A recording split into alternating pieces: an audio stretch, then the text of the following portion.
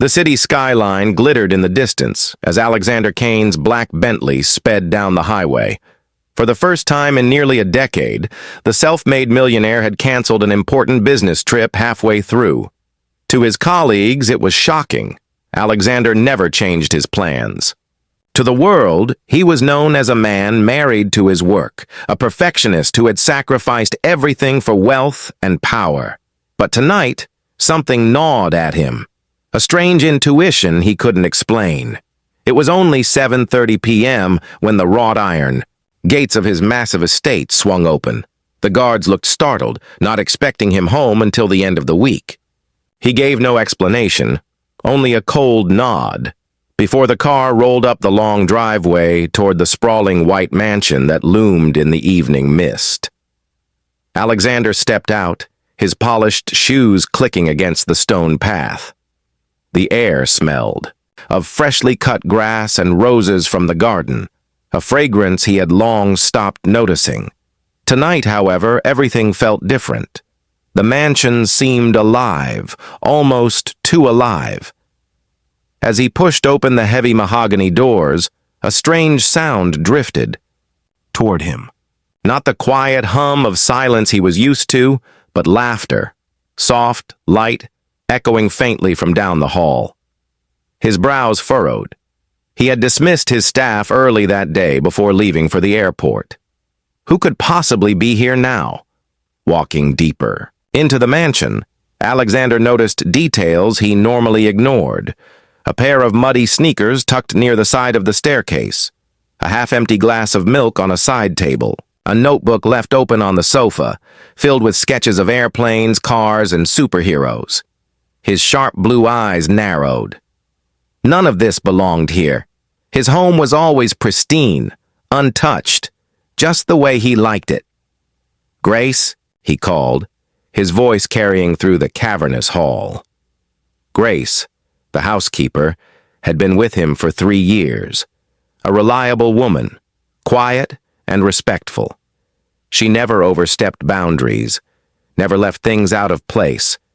But tonight, something was definitely wrong. The laughter came again, this time louder, mixed with the sound of hurried footsteps. Alexander's heart thudded in his chest, not with fear but with anger. Someone was in his house without permission. He followed the sound toward the east wing, the part of the mansion he rarely entered anymore. His late wife, Charlotte, had once filled those rooms with life and warmth. Since her passing, Alexander had locked most of them up, unable to face the memories. Now the light spilling from beneath a door made his jaw tighten.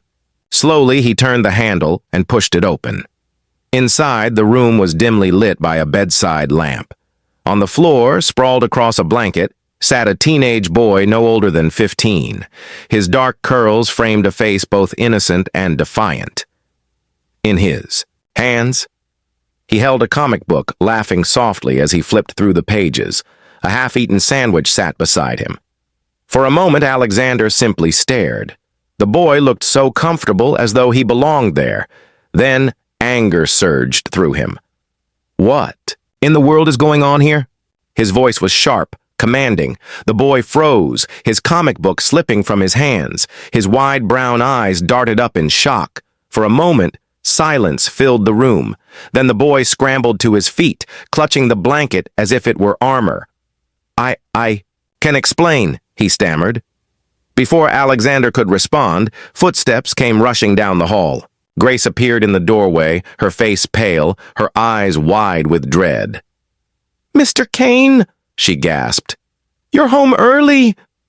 Alexander's piercing gaze shifted between her and the boy. His voice dropped to a dangerous calm.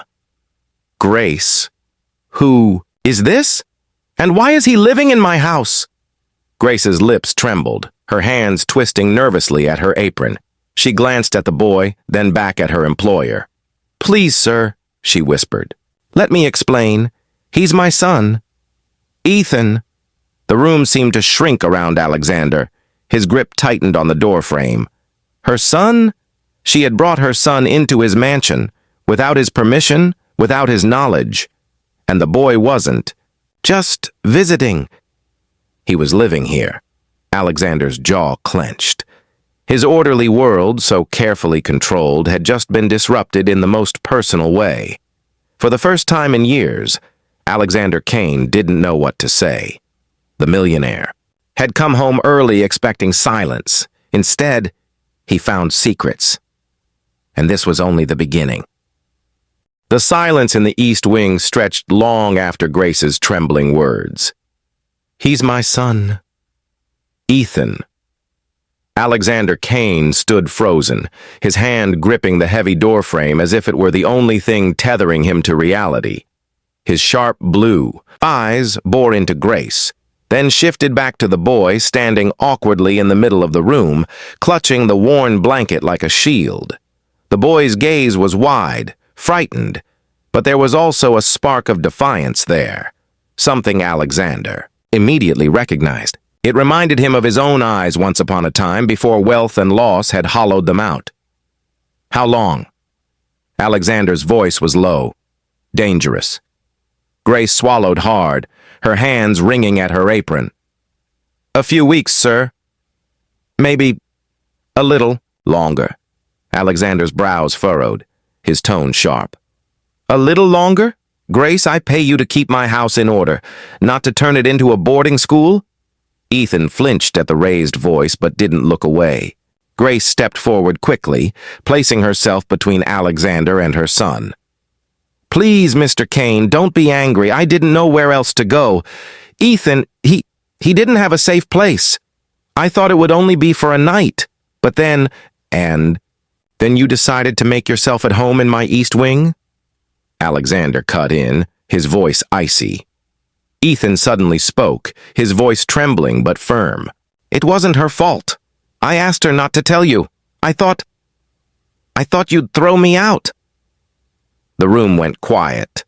Alexander's gaze snapped to the boy, studying him as though trying to solve a puzzle. "You're right," he finally said, his tone cold. "That's exactly what I should do," Grace gasped. "Please, sir, he's just a boy. He means no harm." Alexander stepped into the room, his polished shoes echoing against the wooden floor. He looked around carefully, and that's when he noticed the details: a small pile of clothes folded neatly in the corner, school books stacked beside the lamp, a half-empty backpack leaning against the bed, an extra toothbrush left on the dresser. This wasn't a temporary arrangement. This boy had been living in his house, secretly, for weeks. Maybe months.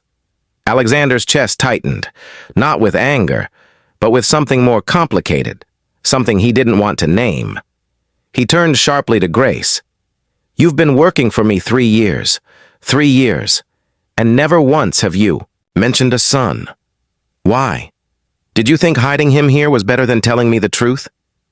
Tears welled in Grace's eyes, her voice breaking. "Because I was afraid, sir. Afraid you'd fire me if you knew. Afraid we'd lose the only chance we had.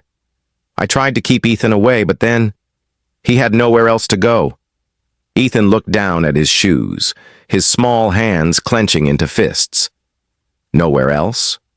Alexander repeated, his voice hard. "Don't you have a home?" The boy hesitated before whispering, "Not anymore." Those 2 words struck Alexander harder than he expected. Something in his chest shifted, an echo from a past he had buried. "Long ago." He pushed the thought away and straightened, his expression stony. "Enough. Both of you. Tomorrow morning this ends. Do you understand me?" Grace's face crumpled, but she nodded silently, tears sliding down her cheeks. Ethan said nothing, only bit his lip and stared at the floor, refusing to let the tears in his own eyes fall.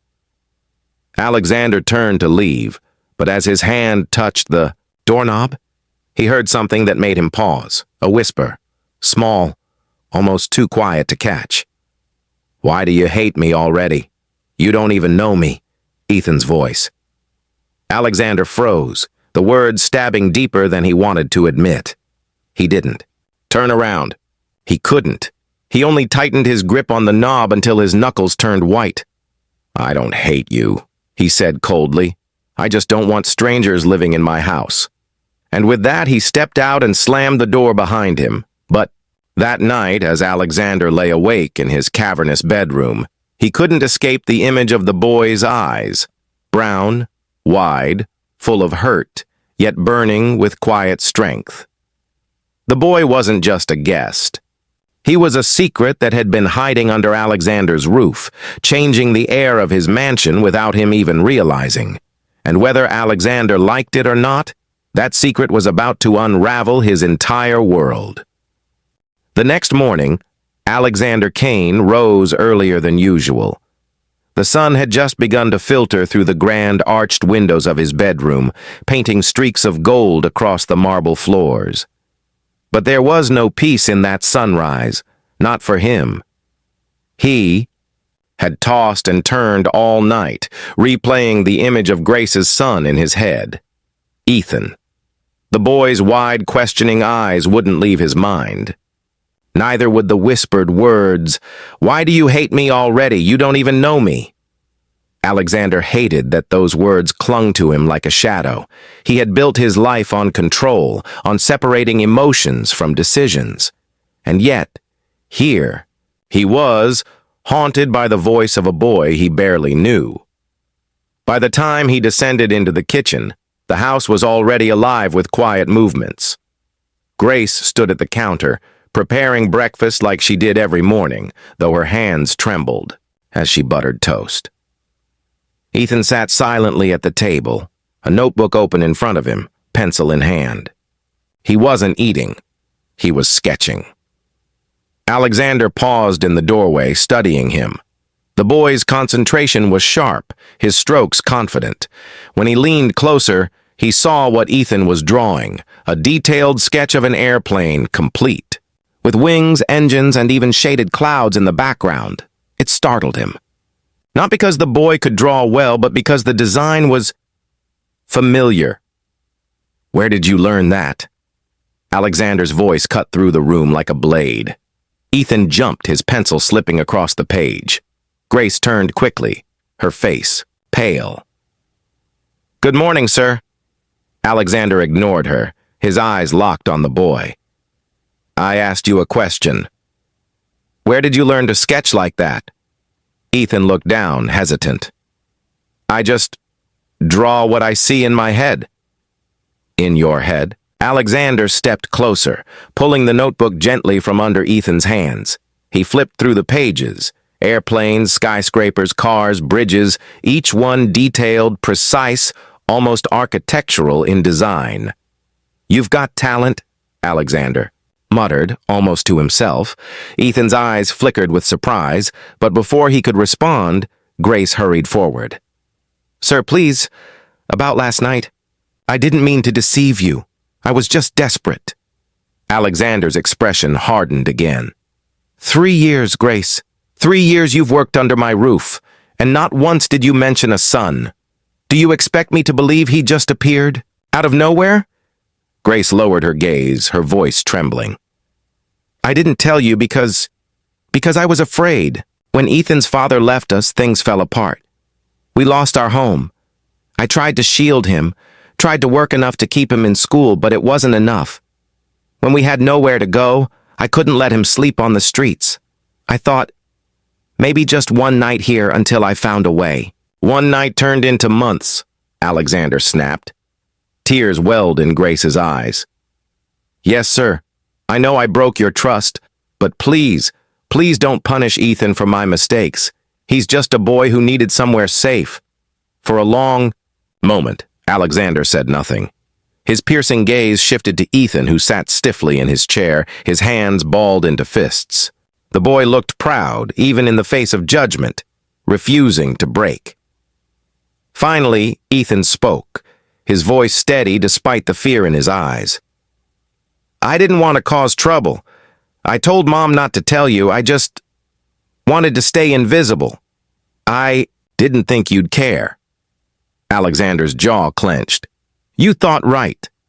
Ethan's lip quivered, but he held Alexander's gaze, refusing to look away. For a boy so young, there was something unshakable in his stare.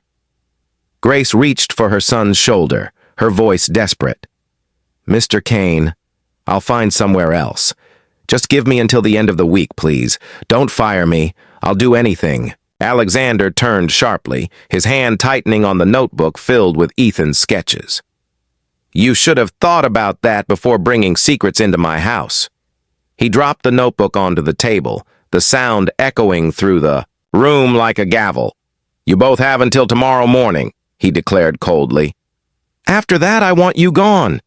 Grace gasped, her face crumpling. Ethan swallowed hard, blinking rapidly to keep the tears from spilling. But neither of them begged. For Alexander, it was simple. His rules had been broken, his trust violated. And in his world, there was no room for exceptions.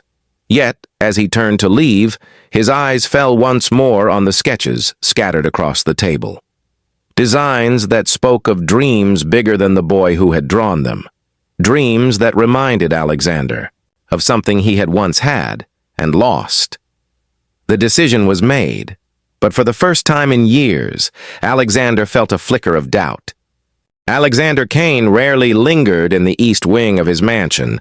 Since the death of his wife, Charlotte, those rooms had become a tomb of memories he had no desire to face.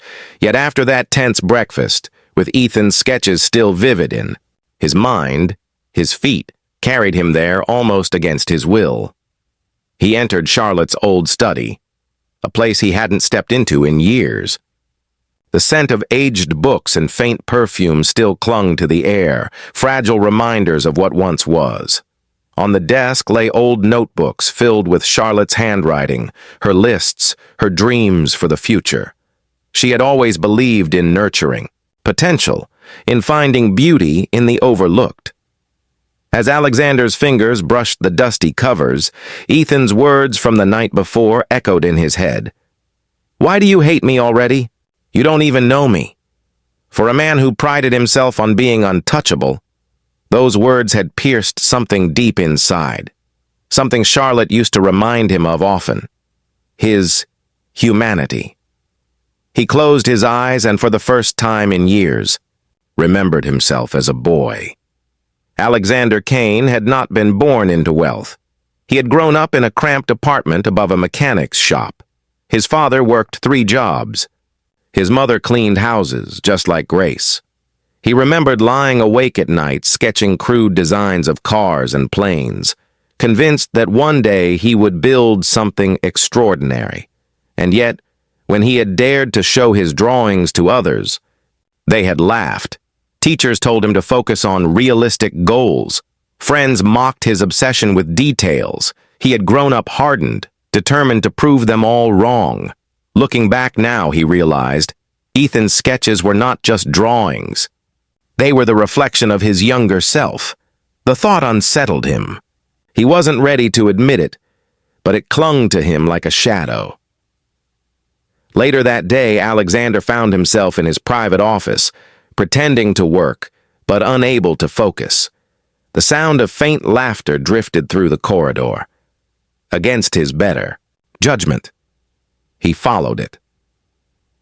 In the garden, Grace was tending to the roses while Ethan crouched near the fountain, building something with scraps, sticks, rubber bands, and a torn piece of cardboard. Alexander stood hidden by the tall glass doors, watching. Ethan wound the rubber band around the makeshift contraption and let it go. The little cardboard plane shot a few feet into the air before gliding to the ground. Ethan grinned in triumph. Grace clapped softly, her eyes glowing with pride. "You see? I told you, you're gifted." Ethan shrugged, though a small smile lingered. "It's just a toy, Mom." "No," Grace whispered, brushing a hand over his curls. "It's more than that. It's what makes you you." Alexander's chest tightened. He had heard those exact words once before, spoken by Charlotte long ago when she had encouraged him to pursue his ambitions. She had believed in him when no one else did. And now, here stood this boy, reminding him of everything he had buried. That evening, Alexander couldn't bring himself to eat dinner in silence as usual. He sat across from Grace and Ethan, his expression unreadable. "Ethan," he said suddenly, making the boy look up mid-bite. "Where did you learn to draw like that? Did someone teach you?" Ethan shook his head. "No, sir. I just practice. A lot. When things get hard, I draw. It helps me forget." "Forget what?" Alexander pressed, his tone sharper than intended. The boy hesitated, then said softly, "Being left behind." The words hung heavy in the room. Grace lowered her fork, her face pale. Alexander said nothing, but inside, something cracked. That night. As the mansion grew quiet, Alexander sat alone in his study, staring at Ethan's notebook he had taken earlier. Page after page of ambition, page after page of dreams. It was as though the boy had reached into Alexander's past and pulled out the very essence of his childhood. For the first time in years, Alexander felt something stir inside him. Not anger, not bitterness, but recognition. And though he didn't admit it out loud, he knew deep down.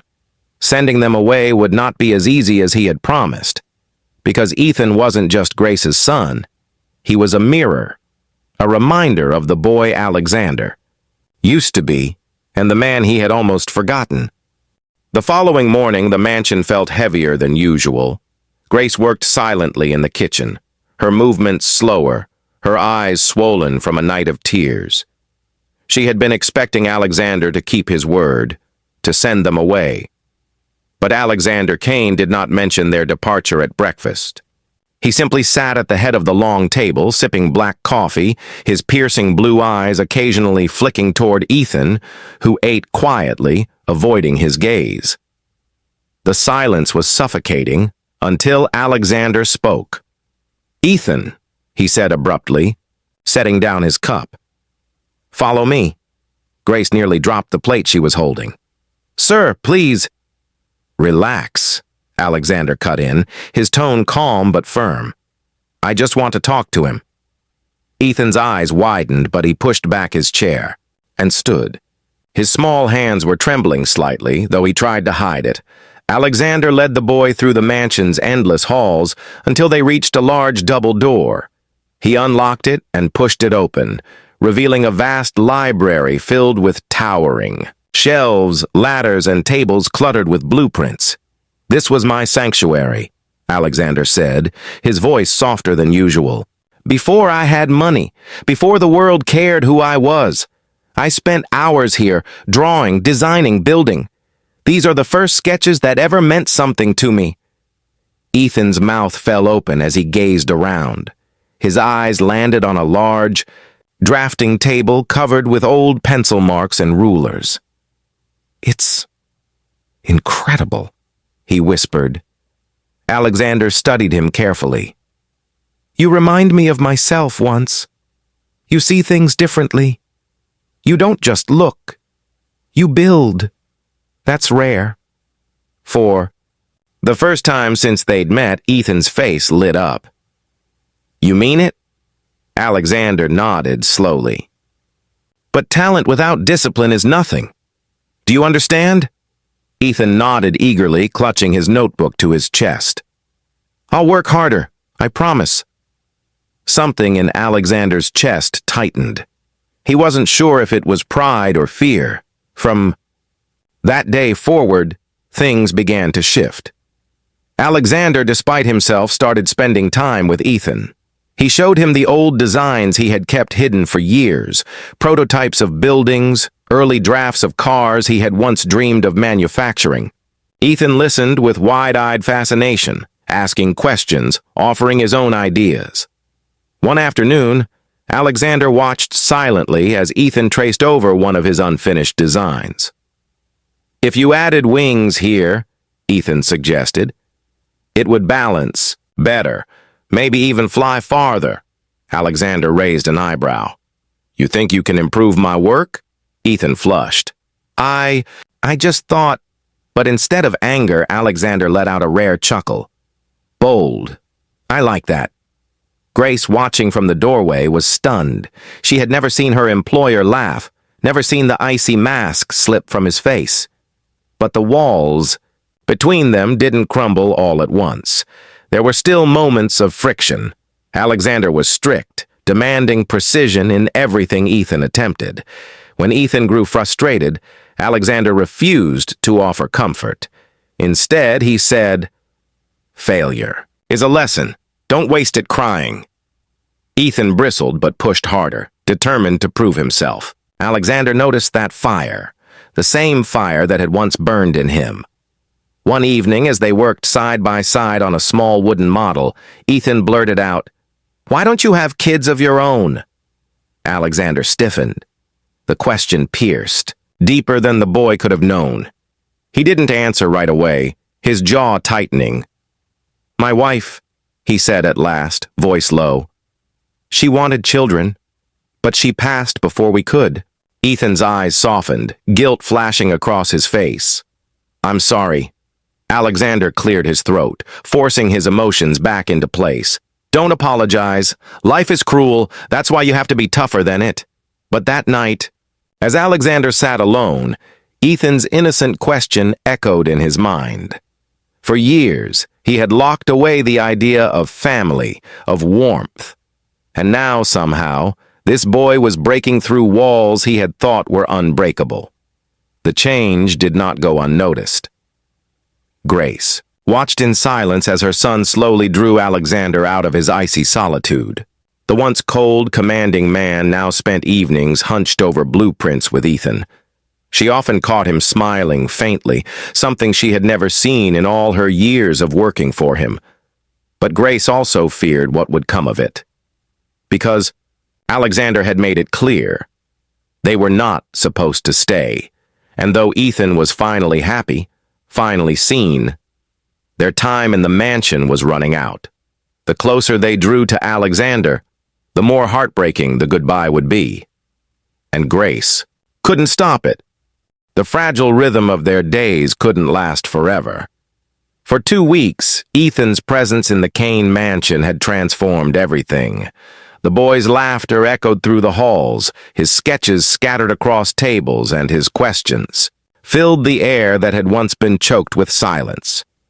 Alexander, despite his initial resistance, found himself pulled into the boy's world, teaching, guiding, even smiling.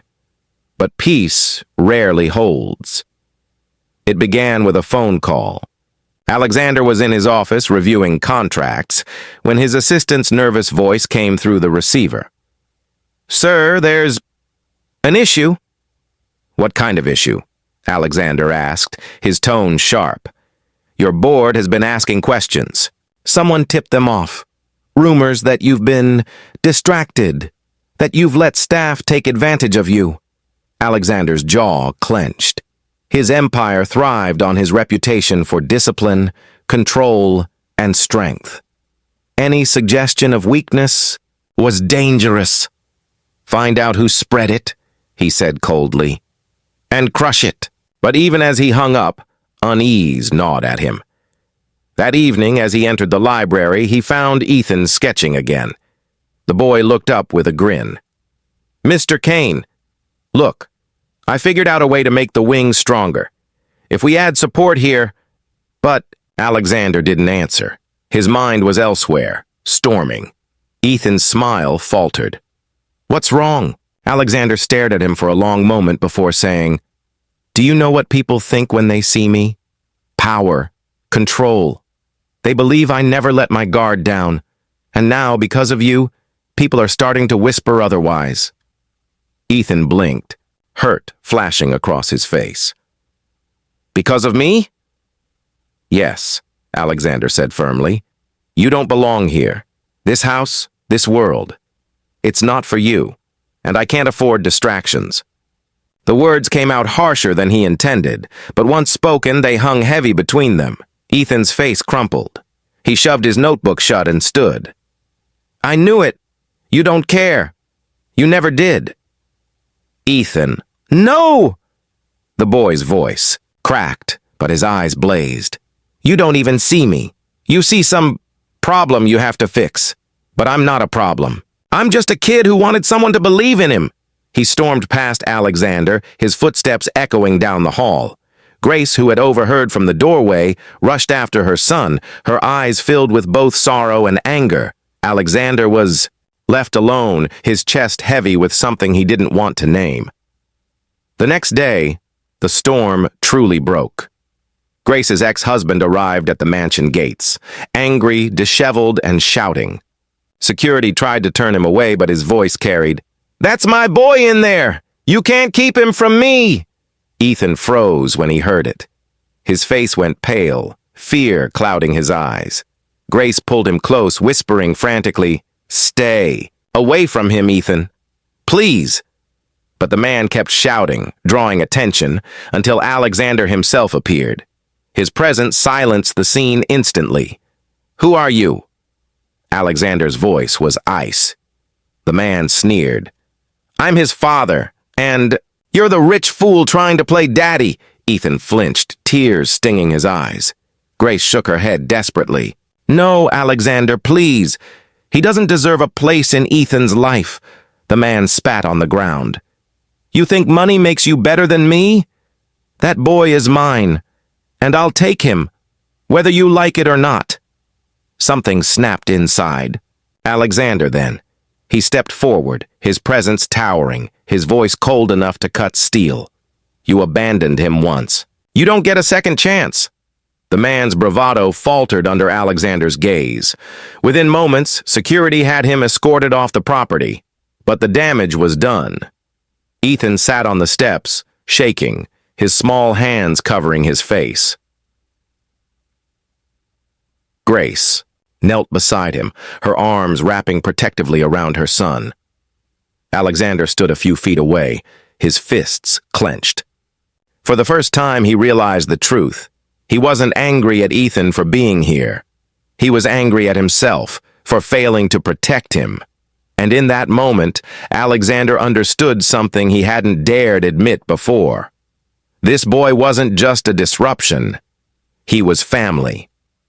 The mansion felt different after that night. The shouting at the gates, the sight of Ethan trembling on the steps, and the venom in his father's voice lingered like ghosts in the air. Grace moved carefully through the house, watching her son with anxious eyes. Ethan barely spoke, retreating into his notebook more than ever, his laughter gone. Alexander noticed. Every silence from the boy was like a mirror reflecting his own failures back at him. For years, he had built walls so high, no one could touch him. But now he realized those walls hadn't just kept others out. They had trapped him inside, and for the first time in decades, Alexander Kane wanted out. The following morning, he summoned Grace and Ethan to the library. Grace came nervously, her hands wringing in her apron. Ethan shuffled in slowly, his shoulders hunched, his notebook clutched tightly to his chest, as though it were his only protection. Alexander rose from behind his desk. His posture was firm, his expression unreadable, but his eyes were softer than either of them had ever seen. "Sit," he said quietly. They obeyed, though Ethan refused to meet his gaze. Alexander placed a large envelope on the desk and slid it toward Grace. "Inside, you'll find two things, a contract and a deed." Grace's brow furrowed, her hands trembling as she picked it up. She glanced at him uncertain. "The contract ensures your employment here is permanent," Alexander explained. "Not as a housekeeper, but as the estate manager. Higher pay, benefits, stability, no more fear of being cast aside." Grace's lips parted, tears springing to her eyes. She covered her mouth with her hand, too stunned to speak. "And the deed," Alexander continued, turning his gaze to Ethan, "is to a small house near the city. It's in your name, Grace, but it's for him. For Ethan. A home that's truly his. No one can take it from you, not even his father." The boy's head snapped up, his brown eyes wide with disbelief. What? Alexander walked around the desk and crouched in front of Ethan, lowering himself to the boy's level. His voice was low, steady, I know what it's like to grow up without a place that feels safe. I know what it's like to feel invisible. You deserve better than that, Ethan. You deserve a chance. Ethan's lower lip trembled. Why? Why would you do this for me? For a long moment, Alexander didn't answer. Then softly he said, because once, a long time ago, I was you.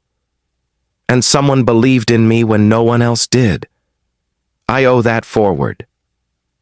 Tears spilled down Ethan's cheeks. For the first time, he let the notebook fall from his hands and threw his arms around Alexander. The millionaire froze. Then, slowly, he returned the embrace. A rare warmth spread through him, filling cracks he thought would never heal. Grace sobbed quietly from her chair, her hands covering her face. She had expected to lose everything, but instead, she had gained more than she ever imagined. The days that followed marked a transformation in the mansion. Ethan no longer sketched in secret. Alexander encouraged him, even provided professional, drafting tools. They spent hours together at the library table, building models, testing ideas, and debating designs. Grace managed the household with newfound confidence, no longer walking on eggshells, no longer afraid of the man in the suit, who once ruled through silence. And Alexander himself, he changed most of all. His board no longer saw weakness in his distraction. They saw innovation, passion, life returning to a man they had feared was becoming a machine. Rumors of his gesture spread quietly, whispered by those close enough to know the truth, that Alexander Kane, the untouchable millionaire, had opened his doors and his heart to a boy who reminded him of his own forgotten dreams. One evening, as the three of them sat in the garden, Ethan leaned back against the stone fountain, sketchbook in hand. "Mr. Kane?" he asked softly. "Yes? Do you think I could really be an engineer one day? Build things that matter?" Alexander looked at him, at the fire in his young eyes, and felt a smile tug at his lips. "No, Ethan. I don't think you could.